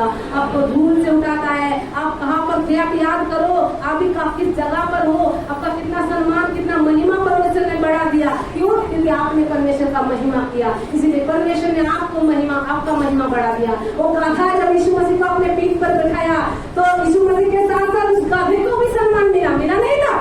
लोग अपना कपड़ा बिछा दिए थे उस गाधे के सामने, तो गाधा चल रहा था, यीशु मसीह को उनके पीठ में था। इसलिए आज आप अगर जिंदगी में यीशु मसीह को ले लो, तो आपको भी सम्मान मिलेगा। आपको नहीं, होगा आपने अपना लिया अंदर यीशु मसीह को, उसके कारण आपका महिमा बढ़ेगा, परमेश्वर बढ़ाएंगे। हालेलुया। इसलिए तो बोले, ताकि वो क्यों दरिद्रों को भूरे में से निकाल खड़ा करता है, ताकि उसको अधिपतियों के संग बिठाता और महिमा एवं सिंहासन के अधिकारी बना। हालेलुया। अब देखो, इन सारे प्रशंसा करने के बाद हम लोग 20 वचन में चले जाते हैं, वही 2:20 में। एली ने एलकाना और उसकी पत्नी को आशीर्वाद देकर कहा, पर एलकाना का तो 2 पत्नी था, हन्ना और पनीना। पर यहाँ पर देखो, एली ने सिर्फ एलकाना को बुलाया और हन्ना को बुलाया। तो क्या बोला एली ने एलकाना और उसकी पत्नी को आशीर्वाद देकर कहा, यहोवा इस बालक के बदले जो उसको अर्पण किया गया है, यहोवा इस बालक मतलब शमूएल, जिसने हन्ना ने जिसको बो दिया है शमूएल के कारण, यहोवा इस बालक के बदले जो उसको अर्पण किया गया है, तुझको इस पत्नी से वंश दे। हालेलुया। इसीलिए पनीना का तो बच्चा हो गया था, पर एली ने उसको भविष्यवाणी किया कि इसके कारण जो तूने बोला है शमूएल को, इसके कारण है इसी पत्नी से तुझे वंश मिलेगा, तुझको इस पत्नी से वंश थे, तब वो अपने वहां चले गए। तब इल्काना और उनकी पत्नियां जितने भी थे वो घर आए और यहोवा ने हन्ना की सुधि ली और वो गर्भवती हुई। जैसे परमेश्वर के दास ने बोला वैसे घर आकर हन्ना फिर से गर्भवती हुई और कितना बच्चे, 3 बेटे और 2 बेटियां उत्पन्न हुई। हालेलुया। 1 बेटा बोया और 5 उसने उठाया। हालेलुया। तो हम भी यही शिक्षा लेते हैं कि आज से हम धन्यवाद देना नहीं छोड़ेंगे, चाहे हमारे जीवन में कुछ भी परिस्थिति हो, आप कैसी भी हालत में जा रहे हो, धन्यवाद देते रहोगे, परमेश्वर आपको वहां से निकालेगा भी और महिमा भी देगा। हालेलुया। हम धन्यवाद देंगे। और जो पहला वचन गलातियों 6 में बोला कि अपने हर एक अच्छी वस्तु में जो आपको सिखाते हैं, जिसके कारण आज आपको आशीष मिला है। परमेश्वर आशीष देते हैं, आपको किसी इंसान को चुनता है ना। अब ऐसे ही तो चर्च में आकर बैठे नहीं हो ना, किसी ने तो आपको बोला है, किसी ने तो आपको सुसमाचार दिया है। मैं तो ऐसे ही आज इस जगह पर नहीं आ गई हूँ ना, चाहे फोन पर हो चाहे किसी भी जरिया हो, मैंने सुसमाचार को सुना है और तभी आज मैं इस जगह पर खड़ी हूँ। किसी ने मुझे सिखाया है परमेश्वर के वचन, परमेश्वर की प्रार्थना, किसी ने तो बीज बोया है, जिसके कारण आज मैं यहाँ पर खड़ी हूँ। हालेलुया। तो अपने सिखाने वालों को क्या करो, अपने हर एक अच्छे वस्तु में उसको भागी करो। साथ में बोला है परमेश्वर ठट्टों में उड़ाया नहीं जाता है। जो वचन है इसको ठट्टों में मत उड़ाओ, क्योंकि मनुष्य जो कुछ बोलता है वही काटेगा। हालेलुया। परमेश्वर सारे वचनों के द्वारा सुनने वाला और बोलने वाला हर एक को आशीषित करे। आमीन।